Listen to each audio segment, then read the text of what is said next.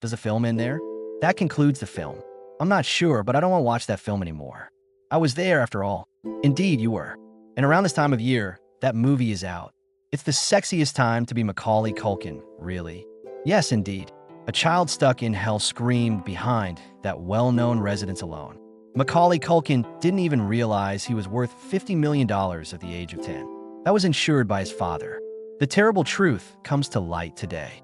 Kit Culkin made his own kid a prisoner of fame through threats, abuse, and a perverted motivation. This isn't another tale of a kid star. The betrayal of a father will leave you stunned. August 26, 1980 was Macaulay Culkin's birth date. New York's Manhattan. He had a large family, a little house, and constant financial difficulties. He was raised in a small Yorkville flat with 6 siblings, so small that they all had to share a room with bunk beds. Their living quarters were a small hallway with no doors. The chaos pulled them close, but there was no privacy. Before accepting a position at a nearby church, his father, Kit Culkin, had worked as a theater performer. Patricia Brentraw, his mother, was employed by an agency. For Macaulay, the link to the entertainment industry would be a game changer. It was a difficult life. Later, Macaulay talked about how he used to scuttle beneath theater seats in search of misplaced change. A tiny but striking indication of his family's hardships, but there was more going on in that cramped room. His father saw an opportunity for his children to pursue his passion of being an actor. Kit encouraged them to pursue a career in show industry. Thinking one of he was already performing with the New York City Ballet and off-Broadway productions, such as Bach Babies and The Nutcracker, before he turned 5. The work his mother did also helped. One director, Billy Hopkins, even paid for Macaulay's transportation to auditions thanks to her connections at casting agencies. He got little parts in See You in the Morning and Rocket Gibraltar by the age of 8. However, when he co-starred with John Candy in the television series Uncle Buck in 1989, everything changed. He was unavoidable due to his charisma, timing, and facial gestures. He was unique. He wasn't simply another young actor. When Macaulay Culkin played Kevin McAllister in Home Alone, his life was irrevocably altered. He was simply another young person trying out for a film. He was the world's most well-known child actor. The narrative of a youngster abandoned around Christmas who had to outsmart 2 robbers was the subject of the Chris Columbus-directed and John Hughes-written movie. It had exactly the proper amount of heart and was intelligent and funny. But without the ideal Kevin, none of it would have succeeded. The director wasn't sure, but Culkin was the first child Columbus viewed for the part. He continued to search and tried out more than 200 other kids. They all lacked the same innate charm. Culkin had committed 2 full scenes from the script to memory by the time he returned for a second audition. He didn't only recite the lines. Kevin was born. That was it. The hunt was ended. Home Alone was an immediate blockbuster when it debuted in theaters in 1990. Kevin's outrageous stunts and amusing songs captivated audiences. The movie broke box office records and made Culkin a worldwide celebrity, earning almost $285 million in the United States alone. His image appeared on publications, lunchboxes, posters, and more. This mindset became extremely popular. The film's success was largely due to Culkin's performance. Kevin became more than simply a mischievous child because of him. He gave him a sense of humor, courage, and total relatability. Audiences and critics adored him. Hollywood also took note. All the big studios wanted him in their next big film all of a sudden. Home Alone 2 lost in New York 2 years later. Hit the theaters. Kevin was separated from his family once more, but this time, the entire city of New York served as his playground. The movie included even more spectacular stunts while retaining all that made the first one so fantastic. More humorous moments. Despite not being as successful as the original, it was nevertheless a huge smash, grossing over $173 million in the United States alone. The follow-up was more than just another big hit for Culkin. It was a breakthrough in finance. For a kid actor, his pay for the first Home Alone was substantial, but for the second, he received an astounding $4.5 million. He was earning $15 million by 1994 when he starred in Richie Rich, her movie. He was among the top-paid actors in Hollywood at the age of 14, but there was pressure to be famous. Kit Culkin, his father, oversaw his career and advocated for higher wages. However, things weren't simple behind the scenes. By the middle of the 1990s, Macaulay had stepped away from acting. The attention had begun to overwhelm him, and he had earned enough money to last a lifetime. Home Alone remained strong even after he departed Hollywood. Families from all around the world watched every December in an attempt to protect his home and outwit the intruders. The movie turned to become a holiday classic. Children who watched it as kids showed it to their own kids. It was more than just a film, it was a part of people's early years. Even after several decades, Home Alone remains one of the most cherished movies ever made. Its success was aided by the touching tale, the slapstick comedy, and the clever traps. But Macaulay Culkin was at the heart of it all. He was Kevin McAllister, not simply the character he played. And audiences will always be reminded of the enchantment of Christmas by that little boy with a wide smile, no matter how many years go by. In the early 1990s, Macaulay Culkin was incredibly popular, but as he got older, things began to change. He wanted to show that he was more than just a naughty Home Alone kid. He wanted more. He assumed a position in 1991 that was entirely unrelated to anything he had ever done. My Girl was neither an adventure movie nor a slapstick comedy. It was sentimental. It was a tragedy. Thomas J., portrayed by Culkin, was a kind and delicate youngster who had an allergy to practically everything. He gave a passionate performance. In the US, the movie brought in over $17 million. It was more than simply another hit, though. It marked a sea change. For the first time, viewers recognized him as more than just a humorous youngster. After that, everyone was taken aback by the 1993 film The Good Son. Rather than portraying a charming miscreant, he became into Henry Evans, a boy devoid of morality and regret. People didn't know Macaulay Culkin like this. This was a more sinister, unsettling thing. People were uncomfortable with his performance because of his icy gaze and unnerving composure. Views on the movie, but there was no denying Culkin's versatility. He didn't mind taking chances. He was pushed for this job by his father, Kit Culkin, who even threatened to remove him from Home Alone 2. Lost in New York if he didn't get the part. It was a brave move, and it was successful. Although Culkin continued to get big parts by 1994, the enthusiasm surrounding him was waning. He played the lead in Richie Rich, portraying a child with a golden heart who is a billionaire.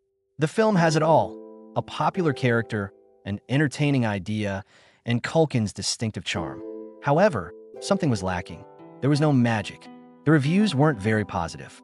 The film didn't have the same vitality as his previous hits, even if it did well at the box office.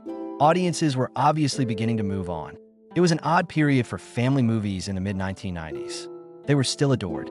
They desired greater complexity and depth. Culkin was in a difficult situation. He wasn't the wide-eyed child from Home Alone, but he was still young. Hollywood was unsure of how to handle him as he grew up. Have an effect. Although they weren't the huge hits that everyone had anticipated, they weren't total failures either. All of a sudden, the world's biggest child star was no longer so untouchable. Then, when he was just 14 years old, he did something unexpected. He turned to leave. At $8 million per feature, he was among the best-paid child actors ever. However, he desired to leave. Since he was 4 years old, he had been employed. Life outside of movies was all he had ever known. School, form friendships, and simply act like a typical adolescent. Mila Kunis and Macaulay Culkin began dating in May 2002. Both were up-and-coming celebrities navigating Hollywood at the time. Kunis was becoming well-known from that show from the 1970s, and Culkin was still seen as the Home Alone youngster. They maintained a rather private relationship despite the media's attention. According to Kunis, their life together was straightforward in a 2007 interview. Reading, playing video games, and watching movies took up their time. She added that Culkin prepared dinner every night and was an incredible chef. However, things became more problematic as the years went by. By 2006, Kunis was based in Los Angeles, and Culkin was residing in New York. They began to feel the effects of the great journey. They made the decision to part ways at the beginning of 2011. According to Kunis' publicist at the time, the split was cordial and they remained friends. She said in a podcast that she handled the breakup poorly and described her behavior in her 20s as awful. She regretted the way things turned out.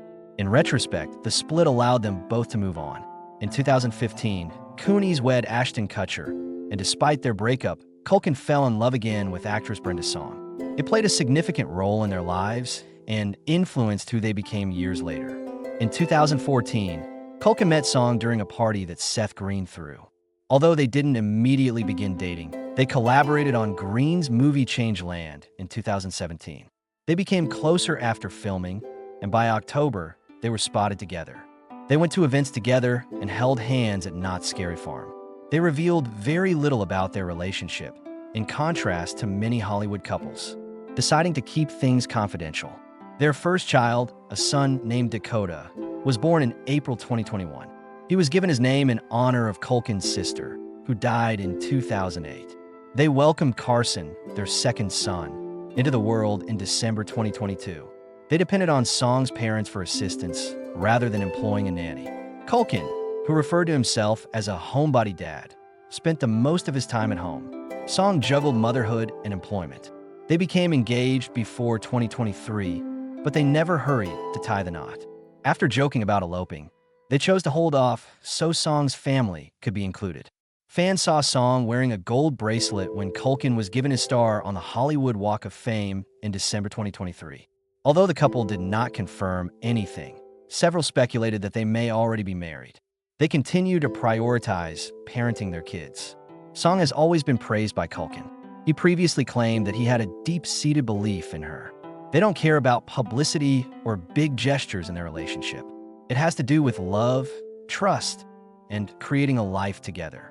One of Hollywood's biggest kid stars was Macaulay Culkin. Behind the scenes, however, his life was anything but glitzy. Kit Culkin, his father, was more than just his supervisor. Everything was under his control. He oversaw the finances, made the choices, and encouraged Macaulay to work tirelessly. He was tough for Hollywood executives to deal with. To get what he wanted, he postponed movies like The Good Son and The Nutcracker. People were unaware that his son had virtually no influence over his own professional path. Macaulay had been unaware of his earnings for years. That was ensured by his father. When he eventually learned, his net worth was approximately $50 million. It happened amid a contentious custody dispute between his parents. To ensure that he never read headlines about his accomplishment, Kit had concealed newspapers from him. It was important to keep him in check as much as to protect him. Macaulay desired to cease his acting. His dad wouldn't allow that to occur. Kit had attempted, but failed to pursue a career in acting. By the age of 10, Macaulay had already surpassed all of his father's accomplishments. Kit seems irritated rather than proud. Everything collapsed in 1995. His parents battled for custody of their children in court. However, raising children wasn't the only aspect of the struggle. The goal was to manage Macaulay's wealth and career. His parents had been placing the remainder in a trust and keeping 15% of his earnings as a commission. That prompted an awkward query. Was this a financial or parental rights issue? Legal records presented Kip in a negative light, that Macaulay's mother Patricia accused him of being aggressive, drinking excessively, and even leaving the family.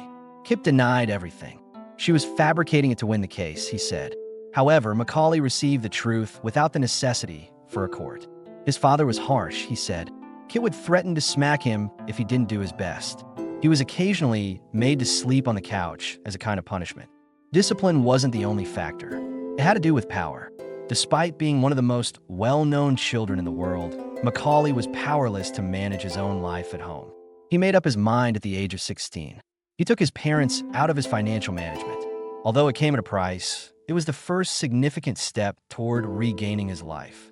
Kit was totally absent from his children's life by 1997.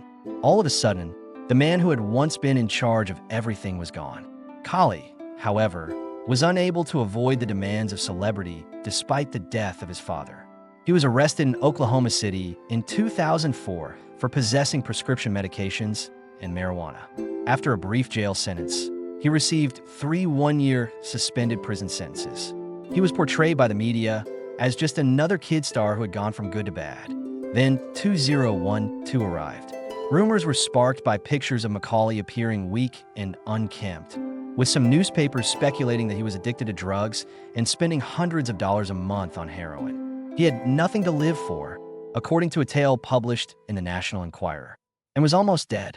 Macaulay, however, retaliated. He denied the accusations in an interview with The Guardian, stating, No, I wasn't pounding 6 grand of heroin a month. It was not the charges that troubled him the most. It was how the media exploited his difficulties while feigning compassion.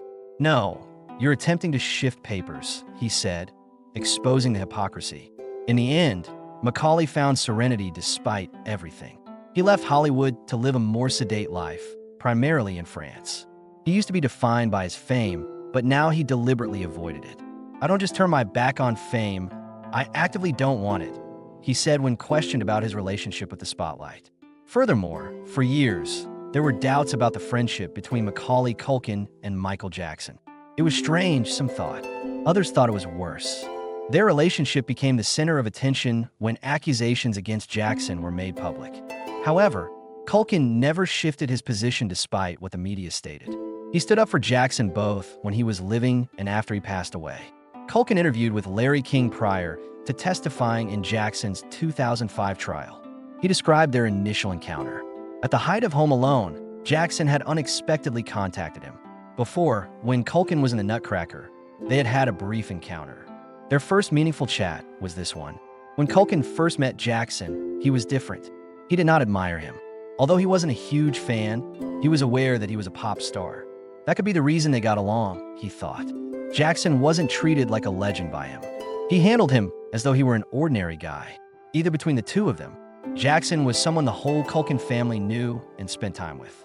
King inquired as to what actually transpired in Neverland. Culkin had an obvious response. Neverland was created for amusement. It had a movie theater, an amusement park, and a whole video gaming arcade. Children staying in Jackson's room was a major issue, but most people didn't know what that meant, according to Culkin. There was more than one room in Jackson's bedroom. It had enough space to feel like an apartment, was 2 stories, and had several bathrooms. Many others, including Culkin, had slept there. He also knew why Jackson was misinterpreted. Jackson had been in the spotlight all of his life. He had been shielded from the outside world for decades and had never had a typical upbringing. He struggled to articulate himself, which occasionally made matters worse. Culkin gave a straightforward response to King's question on why Jackson liked the company of children. Children have no interest in celebrity. He was not treated any differently by them. All he wanted to do was play games and hang out. In many respects, Jackson was a child at heart, therefore he liked that.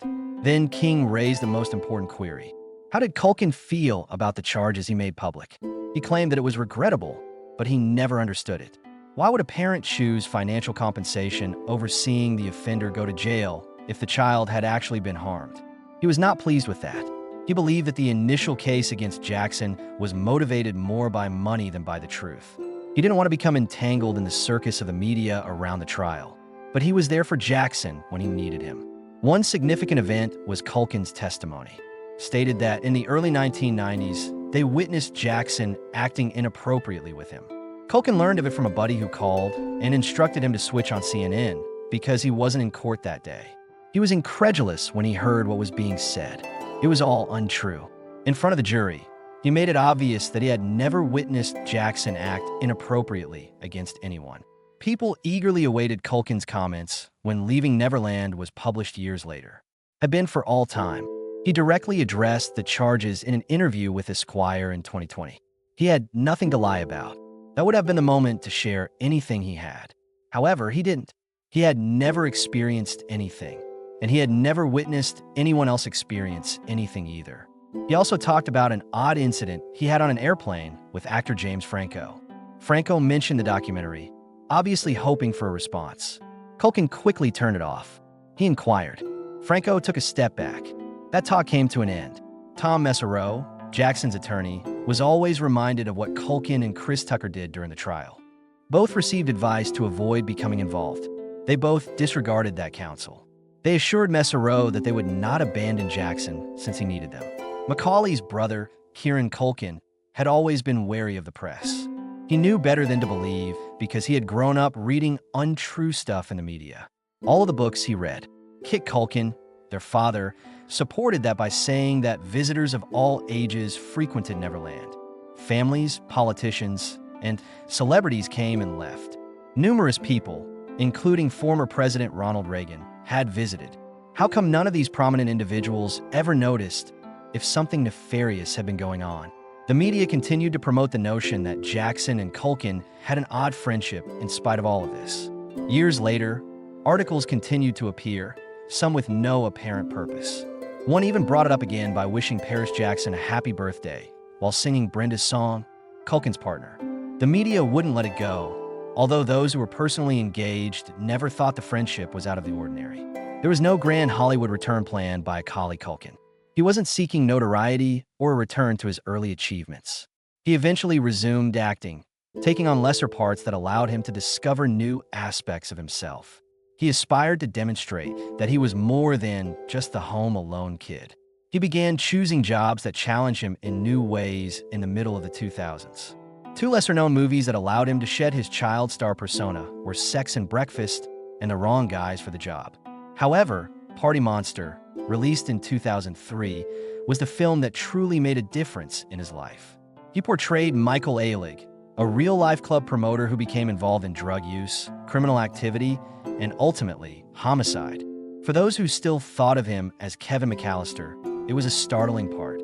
The movie delved into the crazy and careless world of the late 1980s underground dance scene in New York. Culkin gave a powerful and eerie performance. It demonstrated his willingness to take chances and his talent to support them. Then, in 2004, he released Saved. A Christian high school served as the setting for this gloomy comedy. He played a sardonic, wheelchair-bound teenager named Roland Stockard, who was able to see through the hypocrisy of others around him. The film addressed religion, morality, and identity in a humorous and incisive manner. It demonstrated his ability to manage challenging and unusual assignments and was another phase in his metamorphosis. Movies weren't the only thing Culkin did. He appeared as a guest on Will and Grace. Choosing projects that piqued his attention over ones that would restore his fame, he was picky about what he embarked on. He took a cautious approach. He was maintaining control and directing his career in his own way. His performance in Double Feature, an American Horror Story, caused another stir years later. It was yet another gloomy and unsettling figure, demonstrating that he had something unique even after all these years. Unexpectedly, that moment resulted in a 2023 star on the Hollywood Walk of Fame. It went beyond his prior achievements. It was acknowledgement of what he had accomplished, even the audacious decisions that distinguished him. But he wasn't just interested in performing. He had always been interested in various artistic endeavors, and the internet allowed him to freely try new things. Comedy, satire, and pop culture are all mixed together in web series and podcasts. It began as a podcast and eventually expanded into a website and YouTube channel. He packed it full of weird and funny stuff, like lurid product evaluations and phony self-help advice. He had no intention of becoming a popular performer. He was simply enjoying himself while creating the things he liked. Among his more bizarre actions was Pizza Underground. He started a parody band with some buddies in 2012, rewriting Velvet Underground songs with lyrics about pizza. He was aware that it was absurd. Songs such as All Pizza and Take a Bite of the Wild Slice of the band developed an unanticipated cult following, and parties were a mix of tribute and humor. They also gave away complimentary pizza to the audience during live performances. It was adored by some. Others didn't. They were actually jeered off the stage at one English festival. Culkin, however, was indifferent. Seriousness was never intended for the band. It was merely another imaginative and strange attempt. The Pizza Underground has shut down by 2018. It was still one of the most surprising aspects of his work. He discovered various means of self-expression than acting and singing. He wrote, painted, and experimented with concepts outside of Hollywood. Seeking attention was never his interest. He simply followed whatever piqued his interest at the time. He made no effort to maintain his early notoriety, in contrast to many former child stars. He moved on and created something else. At one point, Culkin claimed to be quite nonchalant about anything I pursued. Everything he did was influenced by that attitude. He never made an effort to return. Expectations were never met by him. He simply continued to create, experiment, and enjoy himself.